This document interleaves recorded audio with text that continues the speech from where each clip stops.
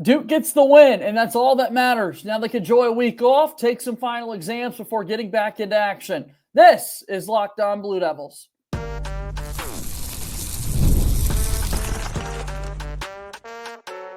You are Locked On Blue Devils, your daily podcast on the Duke Blue Devils. Part of the Locked On Podcast Network, your team every day.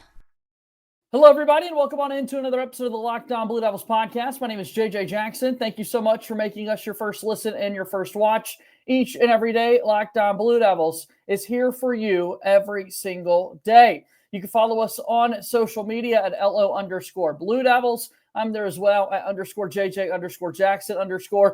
Be sure to follow and subscribe to our podcast wherever it is that you get your podcasts, available on all the major platforms out there, and watch the show each and every day on YouTube as well. Be sure to like this video, share it with your friends, subscribe to our YouTube channel as we continue to climb all the ranks on hand. I had the great opportunity to be inside Cameron Indoor Stadium last night to watch Duke's game against Incarnate Word. I'm going to be joined today by our good friend Pablo Cong from the 5 Point Play podcast family, also a basketball scout for Acumen Scouting Group that he founded himself. So this is a guy who's been on Locked On Blue Devils before and knows a whole lot of ball. We're glad that he's with us on the program here today.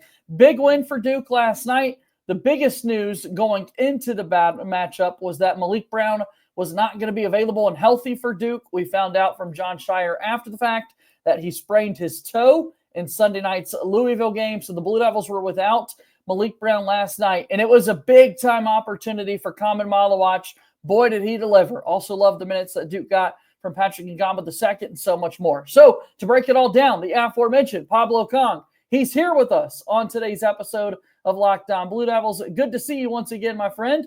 How's everything going on in your world? My man, JJ, how you doing, man? All is well, all is well. Just enjoying the season so far, man. Duke basketball, and that's pretty much it. Yeah, more wins than losses at this point in the year. Duke's a top 5 team in the country, and in the grand scheme of things, you've got to be really satisfied with what we're seeing from this Duke team. I think as we talk about last night's game in particular, as I mentioned just a moment ago, it's big news when it's a Duke team that the rotation has been short throughout the majority of the season thus far, that one of those top contributors, one of those top players over the last few games, and Malik Brown was not going to be available. I mean, this was something that, they said the injury took place in the Louisville game. You weren't able to tell it because Malik Brown was that dynamic, that effective a player. He had the breakaway dunk in the Louisville game and so much more. But that was a major storyline going into last night's game that, whoa, wait a minute, another foot injury for Duke basketball? Feels like we're just kind of cursed there sometimes. Yeah, no, it does. But Duke is always pretty tight-lipped about injuries and stuff like that. So it was kind of surprising. Well, not really that surprising to see that, somebody got hurt and you didn't hear about it, so, and somebody important like Malik too. So, I mean, and I get it, I mean, you really don't want to give up that competitive edge, what I mean? So you're not going to say a lot of things, inside that happens in your program, especially injuries. You keep it close to the vest. And, you go out there and play with what you got. And the other guy stepped up and he was able to, get the win. I mean, I thought we would win anyway against Incarnate World. That's a no-brainer. But at the same time, you just never know, man. So, I'm happy we got the win. Back-to-back games against the Cardinals, the Louisville Cardinals first. Now we play the Incarnate Word Cardinals, and both are victories for this Duke basketball team. I want to talk about the slow start that Duke had in this one in just a moment. We'll save that for now, because I do want to highlight some positives that we saw. How about a career high 17 points for Khaman Maluach? That was really awesome for me to see in person as people are watching these Duke games throughout the year. It's one thing to see it on television where it's very clear that he's the largest guy out there. It also remains true when you're watching it there in person. And thank goodness on these drives, Duke was doing what they could to just drop the ball off to him, to throw some lobs towards the rim, to him go down and finish. We saw all the mic'd up footage from John Shire prior to the season about just throwing the ball at the rim and letting him take care of business there. That was really cool to see Khaman have as big of a game as he did offensively last night. Yeah, no, for sure. I think that I've been saying all season long, our guards and our forwards, driving to the basket, they've missed a lot of reads, you know what I mean? That could have been, lobs to Khaman or just easy, just bounce passes or dump offs to Khaman. So I was happy to see that they made a concerted effort to kind of get him the ball. And I think that's going to go, it's going to pay dividends, in the long run, for his confidence and just the overall, just have that post threat and not have that vertical lob threat to have too. So I think that's a good thing.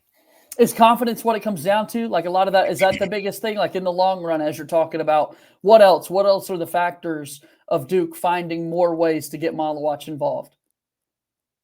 I think they just have to, at the end of the day, they just have to make it, like I said, make a concerted effort to get him the ball because, I mean, he's not a player that, they're going to call many plays for. They're not going to tell him to post up and just throw him the ball and for him to score, even though I think he can do some of that.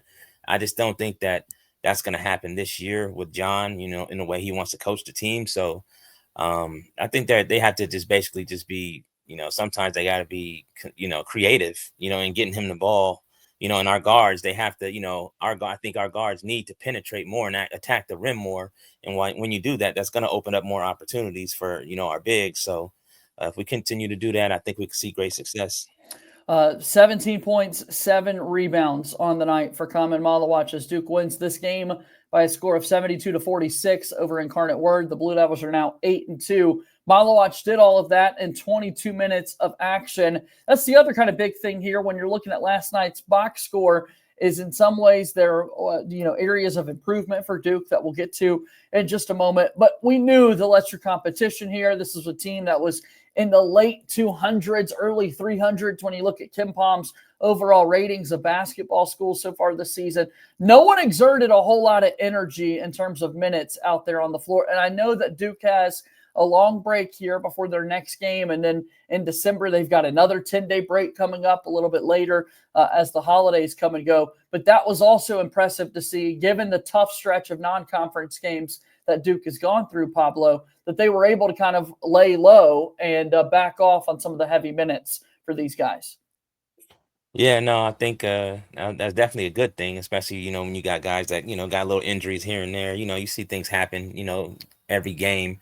And I think, getting the most rest possible is going to be best for them. But I think more importantly, they're going to get that time to practice and really, go over some things that, they've been trying to do and trying to incorporate. And they can learn from some of the mistakes that they've had, some of the losses that we had and some of the, close games that we had.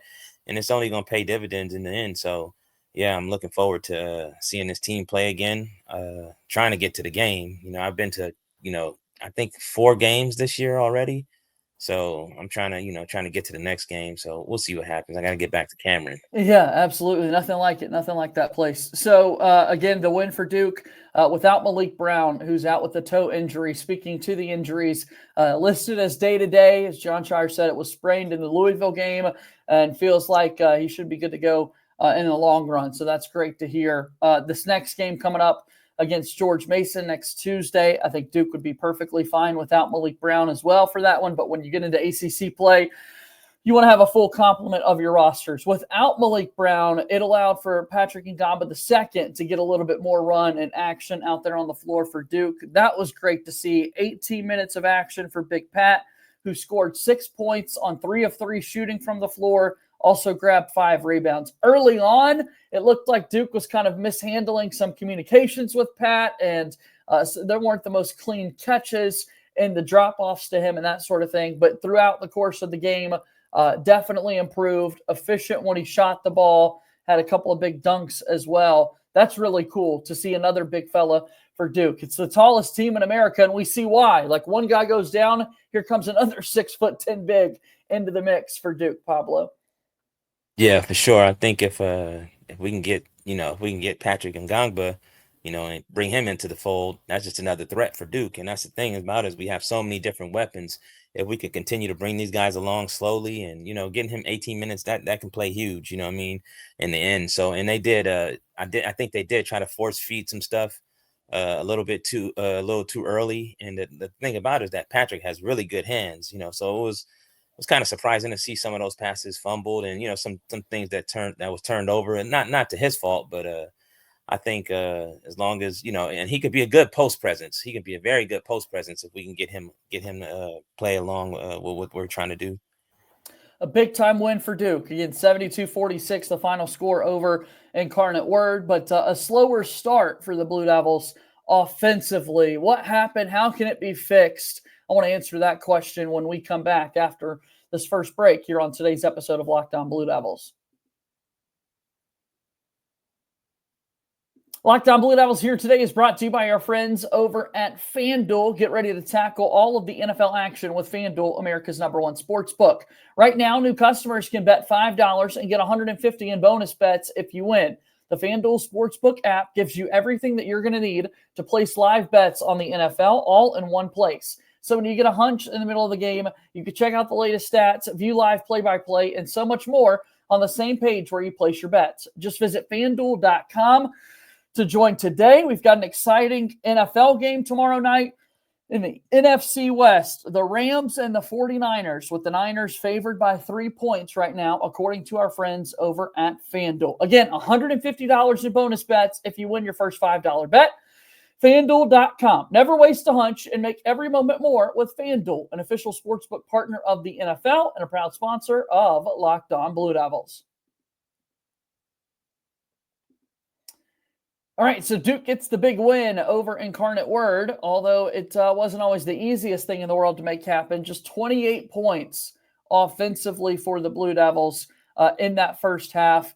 And for me, Pablo, more than anything else, like this was a Duke basketball team that was just missing open looks. There have been slow starts, but what was nice to see about this game last night in particular is that the defense continued to remain strong all the way throughout, as they have all season long. But that's definitely something that you want to look at with this team in particular offensively. Like, how can they get into a better rhythm out of the get-go? Yeah, no, for sure. That's honestly, that has been the biggest blessing, JJ, is the defense. You know, I mean, that's been the biggest in our biggest of bigs games, and our, our games against lesser opponents. So, the defense has been it's been a constant. So that's a blessing in disguise. But as far as on offense, man, like it is kind of, it is kind of worrisome to see what's going on with the offense and the slow starts and stuff. And traditionally, we've seen this with past teams before with Duke. You know what I mean? And it's just, I think it just takes everybody by surprises because we're so talented, and you don't expect these guys to be, get off on that slow start on offense and to miss so many shots. I really believe that we got to find a way to create some offense, to create some easier shots. You know what I mean? So, and a lot of these shots are open. These guys just got to hit them. They just got to hit the shots. You know what I mean? So I think when the lights come on, I think they eventually will get to that point where we're sticking everything and we're hitting everything. But right now it's been kind of hard to watch. It has been kind of hard to watch. But ultimately, I think John, he will figure it out, and the coaching staff, just how to get these guys some easier, cleaner looks as well. And, maybe get some confidence going, and we just play like Duke. As long as we play like Duke, we'll be fine. Yeah, and I'm really glad to see the defense not slack the way they were, because you often would be concerned in a game like this when Duke was favored by 34.5 points, according to our friends at FanDuel, that there's not going to be much motivation there. But look, you don't want to be embarrassed at all. And when you go into halftime and it's just a 28-21 game, Duke winning by 7, you've got the win, great, but this team knows that they can perform so much better. In that first half, Duke was 10 of 30 shooting from the floor, 2 of 13 from three-point range, and they turned the basketball over 7 times. That just reads sloppy to me, and watching it was sloppy as well. I mean, against Auburn, one of the top teams in the entire country, a top 10 defensive team, according to KenPom, the #1 offense in the country, Duke just turned the basketball over 4 times. And against Incarnate Word in that first half alone, you had 7 turnovers. Duke finished with 13 on the game. Like, you're not going to tell me this Incarnate Word defense was much better or better at all than Auburn. They weren't. It just felt pretty sloppy on Duke's end. Yeah, no, I'm with you on that, JJ. I think, like I said, I think we just have to find a way to just really lock in and focus and do something different, because, like you said, that defense wasn't nothing special. You know what I mean? It definitely shouldn't be nothing that we can't handle. But I think also at times like that, I think that's when we might need to start like going inside, playing inside out, getting some of our guys some touches on the inside and to see what we could do. Because, I mean, so far we've been pretty good, as far as points in the paint against almost everybody we played. We've almost won, every battle of the points in the paint. So it's like, why do we keep, you know what I mean, firing up, 33s in the first half? If we could just got to throw the ball to a 7'2" monster or a 6'9", wing guard and Cooper Flag, who could just basically get any shot he wants to get. You know what I mean? I think maybe it might be time to start doing that. But, I'm not the coach, so, it is what it is. Yeah, well, no, look, and what we saw in that second half is clearly the team heard the message, because you scored 28 points in the first half. You're able to get to 72 by the end of the night in the win over Incarnate Word. Right out of the gates, very first possession, Duke finds Khaman Maluach on the inside, gets the and one, and made it more of a point of emphasis that, look, the shots aren't falling from the outside. Let's find a way to get this guy going. And through that, the rest of the Duke teammates were able to step up to the plate. And a big part of the second half scoring was because of Isaiah Evans. Pablo, I've heard you talk how big of a fan you are of Slim's game. We had first half Slim against Auburn. Last night, it was second half Slim against Incarnate Word, as he went 4 of 6 from three-point range, finished with 14 points. He's now shooting 50%, 17 of 34 on the season from three-point range, a 50% shooter. And in that second half, man, he was money. And that was great to see, because Duke's offense kind of needed a spark plug like that. Yeah, for sure. He's definitely been there to save Duke's butt a couple times, you know what I mean? And I've always said that I felt like, he has the ability to almost win a game by itself for Duke, you know what I mean? It's going to happen at some point in the season. And I think he pretty much, he kept him in the game against Auburn, and then he came in the second half against Incarnate World. And it's funny just even talking about that. Like, we're talking about Incarnate World, like they're like, you know what I mean? I don't want to degrade them. I don't want to talk bad about them, but come on, man. We talking about Duke and Incarnate World. So we got to be, we need to be serious here. But I think Isaiah, man, is just, like I've said, he's the biggest X factor and wild card in college basketball, and if we could just, and to have him on Duke, you know what I mean? To have him as a six man is big time. Have him as a 6-man is crazy, So I think John is doing right by him. And if he keeps bringing him along and as long as he gets minutes, hey, I'm here for it. I'm very happy and I'm very pleased to see what he's doing. You can see his confidence picking up. I don't even think he's incapable of having confidence, of not having confidence. So I think the thing with Isaiah is just that he just needs the reps. As long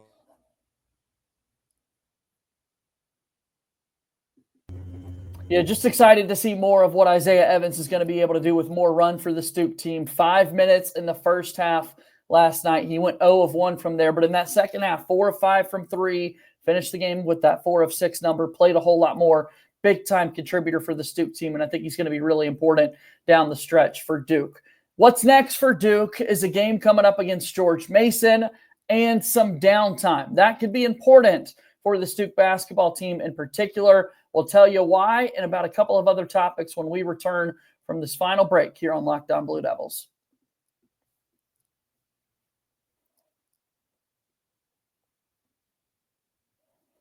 Thank you so much for making Locked On Blue Devils your first listen and first watch here on today's show. After this is over, make sure that you go and check out the Locked On ACC podcast. Alex Dono and Kenton Gibbs keep it real and bring you the truth about where your favorite ACC team stands within the conference. Find Locked On ACC on YouTube or wherever you listen to your podcasts. Also, be sure to check out Locked On College Basketball. They're talking a lot about our Duke guys. It's a really good show to check out this time of year, so go check it all out. We've got Pablo Cong here with us on the program today from the 5 Point Play podcast family. He's got the Acumen Scouting Group going on, and we're talking about a Duke basketball team that will be back in action next Tuesday, December 17th at home when they take on George Mason, a game in which Duke should win. I think the big question, Pablo, in this one is going to be, hey, do we get to see Malik Brown back? Is he going to be available once again for Duke going up against George Mason next week? Yeah, I think that we can't afford to lose anybody really, especially with Malik pretty much peaking right now, playing at his highest level for this team. He's obviously an important part of the team. I really don't think the injury's that bad. I don't have any intel on it, but I mean, I think you spoke on it a little earlier, and it doesn't seem like it's that bad. So definitely, he should definitely be back. And if he's back in the lineup, I definitely think that we should. I mean, I think we're gonna roll regardless. Yeah. I think we're gonna see more of Duke basketball, especially on the defensive end. Having him out there is like having an extension of the coach out there, but on the defensive side. So, I'm definitely looking forward to him back out there in the lineup. As it stands right now, our friends over at FanDuel have not released a line for this game, but the ESPN Basketball Power Index and Analytics give Duke a 93.7% chance to win this game. George Mason 7-3 on the year. We talked about Incarnate Word had not played a single major conference opponent at all this season, and they don't other than Duke. For George Mason, they've only played one such opponent, and that was Marquette out of the Big East. It was just their second game of the season, and George Mason lost by 19. So they've took care of business against a lot of their other opponents, but they clearly have not seen a team much like Duke, and a clear size advantage once again for the Blue Devils as they go up against every team in all of America. But when you go up against kind of those mid-major schools, size becomes much more of a big factor. How critical do you think it is for Khaman Maluach to follow this one up and have a big game? Because, man, it was fun to see him be so active on the offensive end of the floor. And I like this Duke team when Khaman's able to get more than just 4 or 5 shot attempts on the game. He finished with 7 attempts last night, but also shot 6 free throws. Did a good job of getting to the line as well. Yeah, I think John is bringing him along slowly. But I think the more touches he gets, like you said, I think the more elevation we'll see in his game. It's kind of like it seems like he's on like the Derek Lively plan a little bit, Yeah. where he's playing a lot, but he's just not getting a lot of touches, and then towards the middle of the season and towards the winter time, he's starting to get more touches. And I think it's important for him, especially with him only been playing basketball 4 to 5 years. It's a confidence thing too. You know what I'm saying? I don't think he lacks confidence, but I think the more he gets his touches and more he's able to get those field goal attempts and actually score and put the ball in the basket, he's just going to get better and better, and just more confident at things and realize, what he is. And that's a 7'2" elite monster that plays for Duke. So, I mean, obviously that's a good thing, for us. Yeah. We'll see what happens. Yeah, excited to see him back in action against George Mason. Cooper Flagg as well, talking about what Duke does on the interior a little bit. Duke beats Incarnate Word last night by 26 points. They score 72 total on the night, and we walk away, and Cooper Flagg finishes with just 6 points, 8 rebounds, 2 assists in 22 minutes of action. That was awesome to see as well that, hey, Duke got nothing from Cooper Flagg last night.